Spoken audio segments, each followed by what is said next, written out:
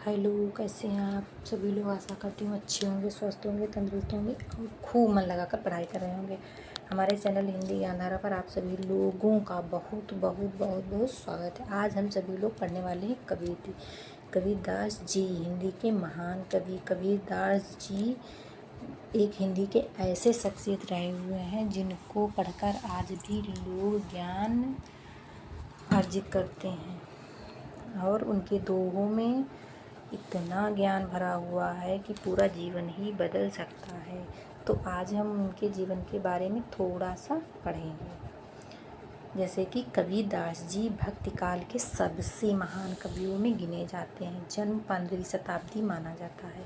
अधिकांश विद्वान जन्म 1998 1518 निधन मानते हैं।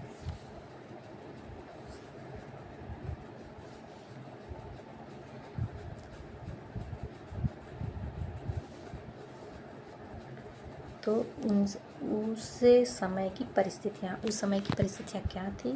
कबीरदास जी की उस समय की परिस्थितियाँ थी। कबीरदास जी के समय में अनेक धार्मिक सामाजिक समस्याएं थी। हिंदू मुस्लिम समाज में धार्मिक कट्टर बढ़ता ही जा रहा था और जाति पात छुआछूत ऊंच नीच भेदभाव बहुत ही अधिक बढ़ गया था।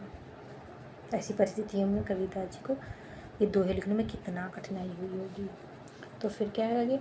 कर्मकांड, अंधविश्वास, बाहरी आडंबर प्रभाव समाज पर छाया हुआ था और दिल्ली पर मुसलमानों का शासन था।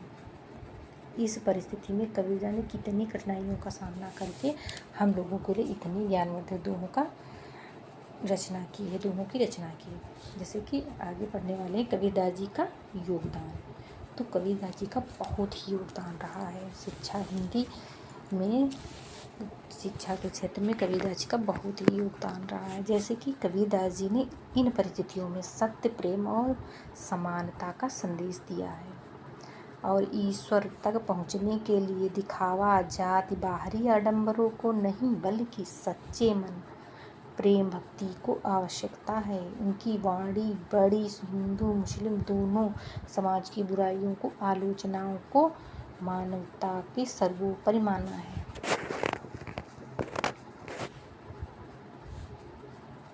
फिर क्या है। उनका काल कौन सा काल था। उनका काल था जो समय 15वीं शताब्दी 1998 से 1518 ईस्वी के आसपास माना जाता है।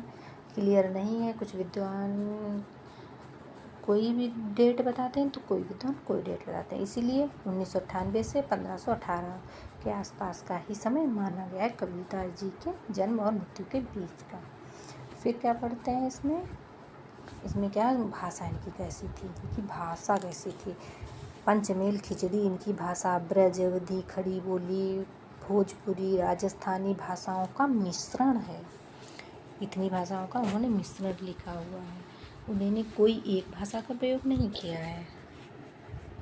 खड़ी बोली में लोगों को ऐसी फटकार लगाई है कबीरदास जी ने।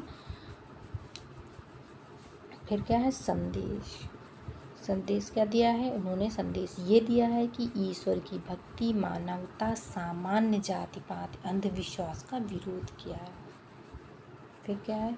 रचनाएं कौन कौन सी उनकी हैं। रचनाएं कवि बीजक है, साखी, शबद, रामायणी। बीजक में तीनों का संकलन हुआ है। बीजक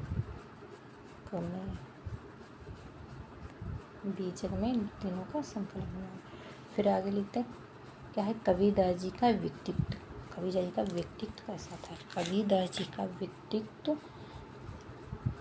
जाति पाति ऊंच नीच के विरोध, सभी धर्म के प्रति समान दृष्टि से मानवता और प्रेम उपासक थे। समाज सुधारक के रूप में ईश्वर मंदिर मस्जिद में नहीं प्रत्येक मनुष्य के भीतर है। बाहरी आडंबर, पाखंड, अंधविश्वास का विरोध किया। प्रेम, सत्य और सदाचार का पर बोला है कबीरदास जी ने। इनकी भाषा शैली क्या थी। कबीरदास जी की भाषा अत्यंत सरल कबीरदास जी की भाषा अत्यंत सरल थी। सामान्य मनुष्य की समझ में आने वाली भाषा का प्रयोग कबीरदास जी ने किया है। कबीरदास जी ने सरल भाषा का, ताकि सभी लोग उनकी भाषा को पढ़ सकते, समझ सकते हैं। और कबीरदास जी के 2 बच्चे थे, 2 पुत्र थे और उनकी पत्नी का नाम लोई था। तो कबीरदास जी का जीवन परिचय कैसा लगे आप सभी लोगों को? ऐसे ही विस्तृत जानकारी लेने के लिए आप सभी लोग हमारे चैनल को सब्सक्राइब कर लीजिए, कमेंट कीजिए और लाइक कीजिए। Thank you. मिलते हैं अगले वीडियो में उनके मुख्य दोहों के साथ में।